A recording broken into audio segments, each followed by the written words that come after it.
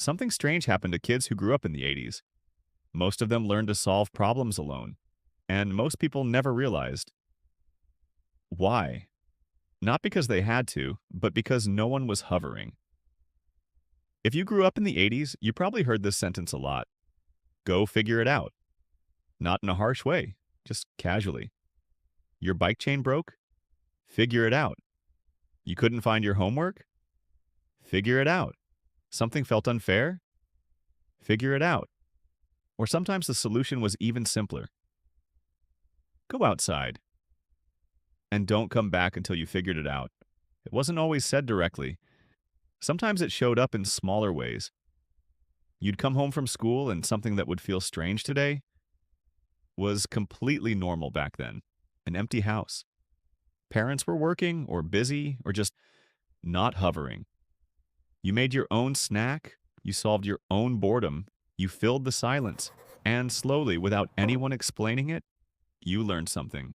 Problems were yours to handle. Because in the 80s, childhood had a lot more space. Space to roam, space to fail, space to disappear for hours on a bike. No phones, no check-ins, no constant supervision. Just a loose expectation. You'll be fine. And most of the time, you were. But that environment quietly trained something deeper. It trained independence early, and in a moment, I'll explain why that one habit still affects how many 80s kids deal with stress today. But first, think about how problems worked back then. If something broke, you didn't immediately ask for help. You tinkered with it. If you got into an argument with a friend, you worked it out. If you felt embarrassed, you carried it. Because running to an adult wasn't always the first move. You handled it, piece by piece. Little problem by little problem. And at the time, it didn't feel like psychology. It just felt like normal life. But decades later, people started noticing something. Kids who grew up in the 80s often approach problems differently. Watch someone who grew up in the 80s face a problem today. Their first instinct usually isn't panic. It's quiet analysis. They step back. They think. They try to solve it themselves. Not because they distrust people, but because somewhere in their childhood, they learned something simple. If something goes wrong, you don't freeze. You figure it out. And that mindset created a generation that often looks calm on the outside, self-sufficient, capable. But here's the part that's easy to miss. The same independence that made 80s kids resilient also shaped how they deal with stress. Because when you learn early that problems are yours to solve, you also learn something else. You carry them alone. And that quiet habit never completely goes away. Now here's where this gets interesting. Because when people talk about 80s kids, they usually focus on the positives. Independence, resilience, problem solving, and all of that is true. But there's another side to it, a quieter one. Pause for a second.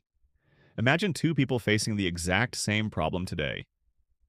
Something goes wrong at work, a mistake, a conflict, an unexpected setback.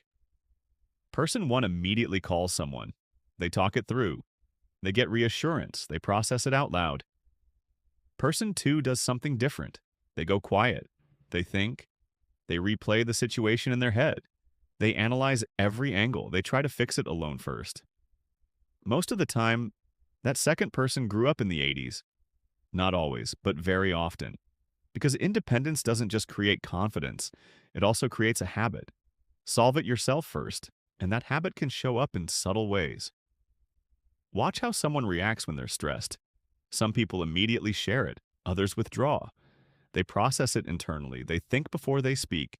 They carry the problem quietly for a while. That pattern didn't come from nowhere, it was trained.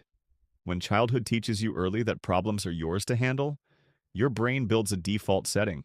Handle it, even when help is available, even when sharing might make it easier. Now here's the twist. That mindset can look very different depending on who's observing it. To some people, it looks like strength. Calm under pressure, reliable, independent. But to others, it can look like distance. Like someone who doesn't open up easily. Someone who keeps things to themselves And that difference in perception can create a strange moment between generations. You might see it at work, in friendships, even in relationships. Someone asks, why? Why didn't you say anything earlier? And the 80s kid inside your brain quietly answers, because I thought I was supposed to figure it out. Not because you didn't trust people, not because you wanted to struggle, but because the rule you learned early was simple. If something goes wrong, handle it. And only later, ask for help. And if you grew up in the 80s, you probably recognize that instinct immediately. You don't panic first, you analyze. You try to fix it, then maybe you tell someone. But here's the part that often gets misunderstood. Being raised to figure things out on your own wasn't a flaw, it was training. Because the world the 80s prepared kids for looked very different. Problems weren't always solved instantly. There was no search bar, no tutorial waiting, no group chat ready to respond in seconds. If something went wrong, you experimented, you tried, you failed, you adjusted. And over time, that process built something powerful. Self-trust. Not the loud kind, not the kind that announces itself, but the quiet confidence that says, I'll figure it out. And that trait doesn't disappear with age. It shows up later in life, when things get uncertain, when plans fall apart, when something unexpected happens. While other people panic, many 80s kids do something else first. They pause. They observe. They think. Because somewhere in their childhood, on a quiet afternoon with no one around to solve the problem for them, their brain learned a rule that still runs in the background today. You'll figure it out. And whether people realize it or not, that mindset shaped an entire generation. Not louder, not more dramatic, just quietly capable. So now I'm curious about something. If you grew up in the 80s, when something goes wrong today, what's your first instinct? Do you try to solve it yourself first? Or do you ask someone for help? Be honest.